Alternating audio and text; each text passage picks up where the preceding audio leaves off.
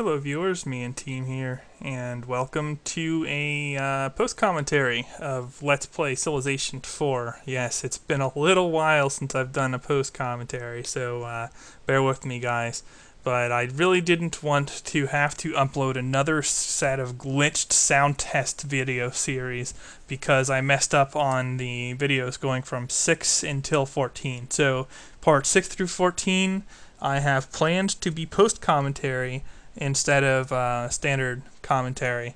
And the reason for that is, like I said, I basically double recorded my voice stream, so it was like super echo, and then didn't get the game sound at all. So unfortunately for these, we're not going to get game sound. I'm going to do post commentary.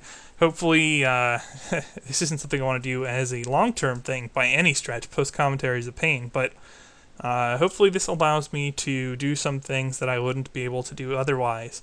Including another session of Q&A. If you guys have questions about this game, or to a lesser extent, I will prioritize to a lesser extent, other games or other questions about Civilization in general. Feel free to ask me in the comments. I'll look at them, and in future iterations between parts 6 through 14 of this video series, I will be addressing the questions that you guys have for me in the comments, or as needed.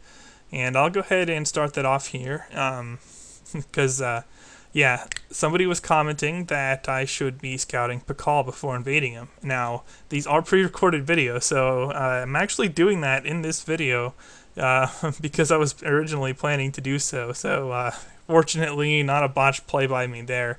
And that's especially important because when you're looking at mounted warfare, you're looking at the need for scouting. You need to know where their forces are. You need to know where it's lightly defended, and where you can strike to cut down into their production most readily. If you fail at that, you can easily lose horse archer rushes, chariot rushes, or whatever. I guess cavalry later too. Cavalry is a bit easier to use because you want to use it with a tech lead, but you still really don't want to walk into 20 catapults or something. So you do have to be careful. Pikes will eat you alive, or even muskets would eat you alive after enough collateral. Anyway, scouting up Pakal here, and you're going to see, in fact you can see right now, that city's very lightly defended. It's on a hill, so it's a big pain to take hill cities normally. The fewer defenders you have to commit to taking out a hill city, the better.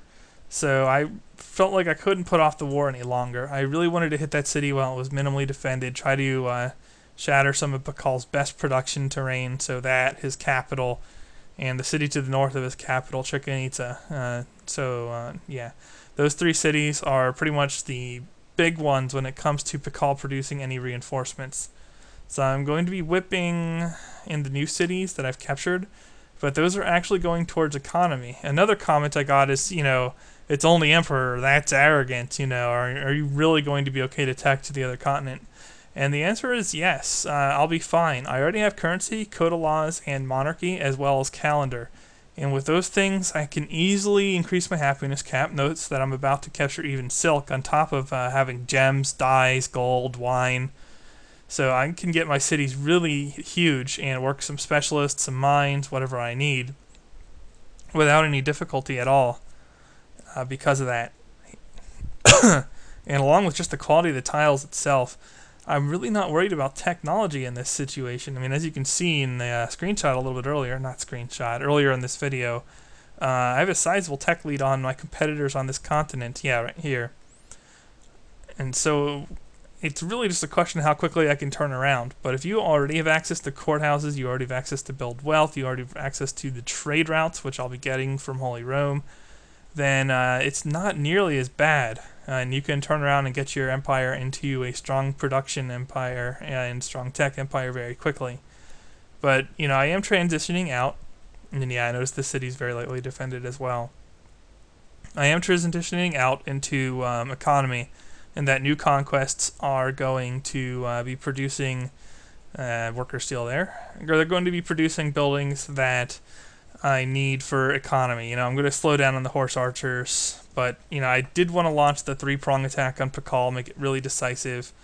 It's around this point too that I started considering a follow-up war against Ragnar, because I'm scouting through him and I'm not seeing a lot going on with him either. He's still at extended war, with Charlemagne, so neither of them are attacking very well, but Ragnar in particular is attacking poorly. So I'm looking at a follow-up against Ragnar, and at this point I'm also looking at what kind of technologies I can fleece off the AI. And that's another comment I got.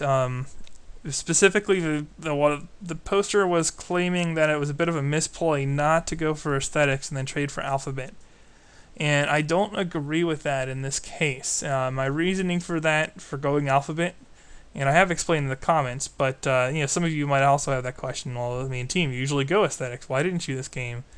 It's because I was doing the Horse Archer Rush. I wanted the access to build research as soon as possible. I wanted the ability to be guaranteed to be able to fleece technology off of whichever AI I'm killing at the time. In other words, force them to give me technologies for peace, which is very powerful. It really helps your recovery time when you're done with the war.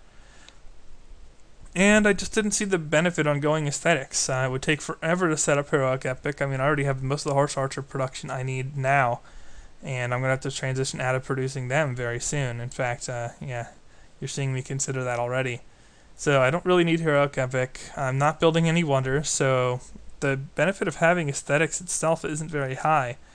I'd rather just take the safe play in alphabet. That's not going to slow me down very much for all of the teching aesthetics at all. And it guarantees that I have alphabet in the time frame where I want it / need it the most.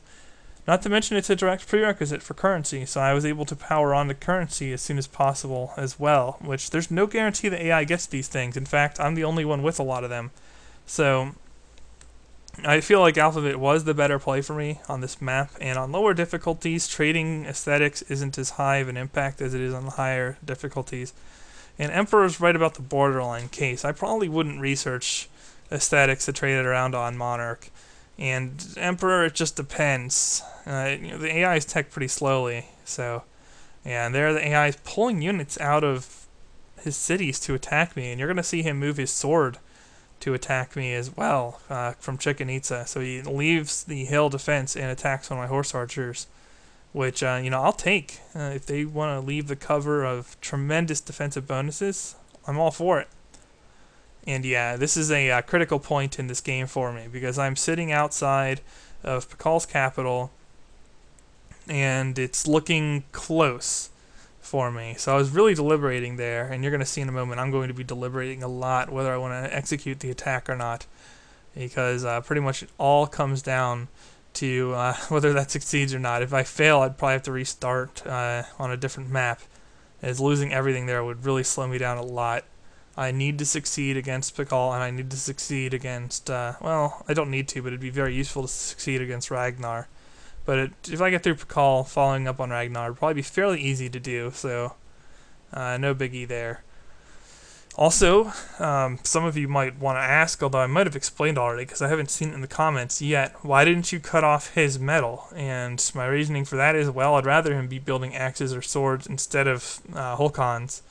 And he can build Hulkons without metal, so there's really no point in just cutting off Pakal's metal. That's just going to be an improvement I have to replace later, and I don't really get any benefit aside from marginally decreasing the city's production. But you know what else decreases the city's production? Yeah, capturing it. So that's what I'm going to go to do. And here I get some pretty crummy odds. His capital's on a hill. He's got a bunch of units in it, so it's a tight battle, but I really couldn't afford to not attack it, because the benefits of capturing it would be huge.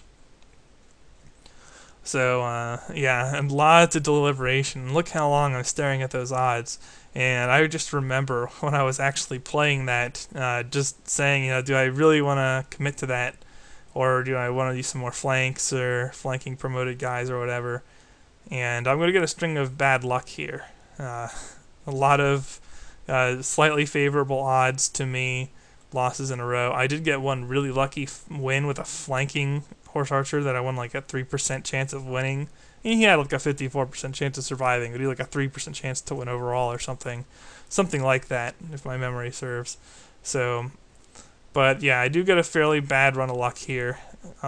Fortunately, as you're about to see, I'm going to kill enough units that I don't have to worry about all this stuff insta-healing and promoting back and screwing me over. Meanwhile, I have my workers building roads, and I'm bringing those horse archers along just in case I need them. Basically, I'm sending the house and the kitchen sink and probably like a 3-ton truck at that city too, because it's make or break time. Yeah, whoa, that wasn't a glitch. That was me mousing off the screen for some reason. I don't know why I did that. I don't know why I did it in game either. I kind of remember being like, "Whoa, what are you doing?" and then just continuing. But yeah, by comparison, this city is like a guaranteed capture. I have plenty of horse archers here, more than I need. But of course, those can always reinforce and attack the city where the swordsman so wisely chose to leave his protection and get killed. So now Chicken Eats is even weaker. And yeah, with all these luxury resources, I'm really not concerned about tech rate. I'll be fine. Don't worry about that. Maybe I misplay in the future a little bit with my great person production, but even there, I could be doing worse. So we're capturing a lot of land, and that usually equates to faster tech rate.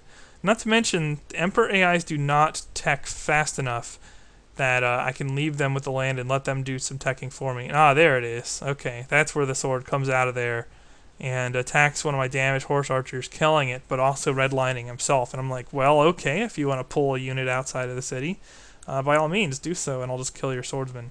But yeah, he didn't really reinforce anything in his capital, so I am able to capture that by committing a bunch of damaged horse archers to clean up his damaged units. So that works out fairly well for me, actually. And now I have pyramids, which I said like a bajillion times during the recording, but fortunately, you guys don't have to deal with that. Pyramids, pyramids, pyramids. And I will get representation without actually committing to building the wonder myself in the game, which is a nice windfall. And that's only going to help my technology further. But yeah, we're coming up on the end of the video here. Let me guys know in the comments if you have any questions you want me to address in future post-commentary videos, anything along that lines. I'd be happy to answer them. Or, questions in general. I'll get to them if I run out of questions about the video specifically. So, yeah, that takes care of this video. Thumbs up if you like it, and I will see you guys in the next part. Me and team, signing off.